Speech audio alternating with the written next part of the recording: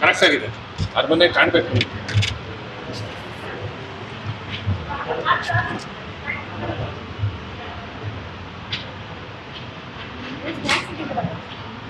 ನಡೆಯಲ್ time ಆಯ್ತು ಅಲ್ಲಿ ಇದು ಬಾ ಈ ಕಡೆ.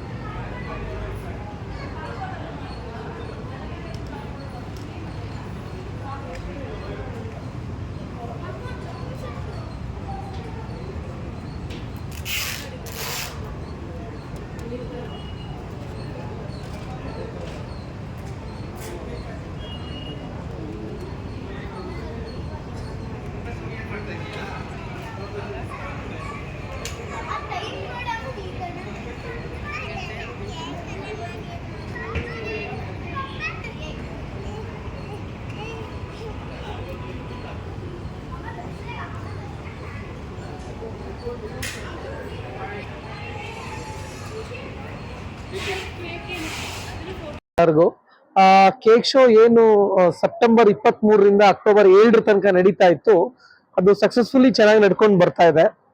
ಅದ್ರ ಜೊತೆಗೆ ನಾವು ನಮ್ಮ ಟೀಮ್ ಕರ್ಕೊಂಡು ನಾವು ಯಾರ್ಯಾರು ಅನಾಥಾಶ್ರಮ ಗೂಗಲ್ ಸರ್ಚ್ ಮಾಡಿ ಒಂದಿಷ್ಟು ಜನ ಅನಾಥಾಶ್ರಮದ ಮಕ್ಕಳಿಗೆಲ್ಲ ಕರೆಸಿ ಫ್ರೀ ಪ್ರದರ್ಶನ ಕೊಡ್ತಾ ಇದೀವಿ. ಯಾಕೆಂದ್ರೆ ಇದು ಎಕ್ಸಿಬಿಷನ್ ಅಲ್ಲ, ಇದು ಒಂದು ಎಜುಕೇಶನ್, ಇದು ನಮ್ಮ ರಾಜ್ಯದ ಬಗ್ಗೆ ತಿಳಿಸೋದಕ್ಕೆ. ಹಾಗಾಗಿ ಅದ್ರ ಜೊತೆಗೆ ಎಷ್ಟೋ ಜನ ಫ್ಯಾಮಿಲಿ ಬಂದವರೆಲ್ಲ ನಂಗೆ ಗೊತ್ತಿರಂಗೆ ನನ್ನ ಫ್ಯಾಮಿಲಿಲೇ ಒಬ್ರು ಆಗಿರೋದೇನಂದ್ರೆ ಅಜ್ಜಿನ ಕರ್ಕೊಂಡ್ ಬರ್ಲಿಲ್ಲ ಅಂತೆ, ಅವ್ರ ಊರ್ ನಡಿಯಕ್ಕಾಗಲ್ಲ ಬರಕ್ಕಾಗಲ್ಲ ಅಂತಂದ್ರು. ಹಂಗಾಗ್ಬಾರ್ದು, ಆಕ್ಚುಲಿ ನಮ್ಗೆ ಅವ್ರ ಆಶೀರ್ವಾದನೂ ಇರ್ಬೇಕು ಅಂತ ಹೇಳಿ ವಯಸ್ಸಾದಂತವ್ರಿಗೆ 65 ವರ್ಷದ ಮೇಲ್ಪಟ್ಟವ್ರಿಗೆ ಫ್ರೀ ಮಾಡ್ಬೇಕು ಅಂತ ಡಿಸೈಡ್ ಮಾಡಿದೀವಿ. ಅದಾದ್ರ ಜೊತೆಗೆ ಅನಾಥಾಶ್ರಮದ ಟೀಮ್ ಆಲ್ರೆಡಿ ನಾವು ತುಂಬಾ ಜನ ಕಾಂಟ್ಯಾಕ್ಟ್ ಮಾಡಿ ಒಂದಿಷ್ಟು ಜನ ಬರ್ತಾ ಇದ್ದಾರೆ. ಮೀಡಿಯಾ ಜೊತೆಗೆ ತಿಳಿಸಿದ್ರೆ ಇನ್ನೂ ಒಂದಿಷ್ಟು ಜನ ಬರ್ಬೇಕು ಅನ್ನೋ ಉದ್ದೇಶದಿಂದ ಮೀಡಿಯಾಗೆ ಕರೆದು ನಾವು ತಿಳಿಸ್ತಾ ಇರೋದೇನಂದ್ರೆ, ನಂಗೆ ಅನಾಥಾಶ್ರಮದ ಮಕ್ಕಳು, ಈ ಆರ್ಮಿನಲ್ಲಿ ದುಡ್ದಿರೋಂಥವ್ರು, ಇವರೆಲ್ಲ ಬರ್ಬೇಕು ಅನ್ನೋದು ನಮ್ಮ ಉದ್ದೇಶ. ಹಾಗಾಗಿ ನಾವು ರಿಕ್ವೆಸ್ಟ್ ಮಾಡ್ಕೋತಾ ಇದ್ದೀವಿ. ಆಕ್ಚುಲಿ ನಾವು ಮೊನ್ನೆಯಿಂದನೂ ಬಿಡ್ತಾ ಬರ್ತಾ ಇದೀವಿ. ಇವತ್ತಿಂದ ಅಧಿಕೃತವಾಗಿ ಇವತ್ತಿಂದ ನಾವು ಮಾಡ್ತಾ ಇದೀವಿ ಸರ್.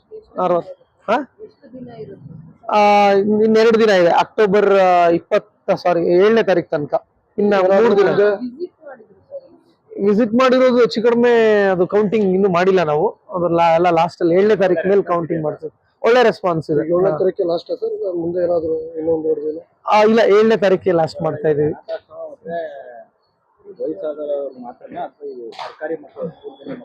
ಹಾ, 100% ಸರ್ಕಾರಿ ಮಕ್ಕಳಿಗೂ ಕೊಡ್ತೀವಿ ಸರ್.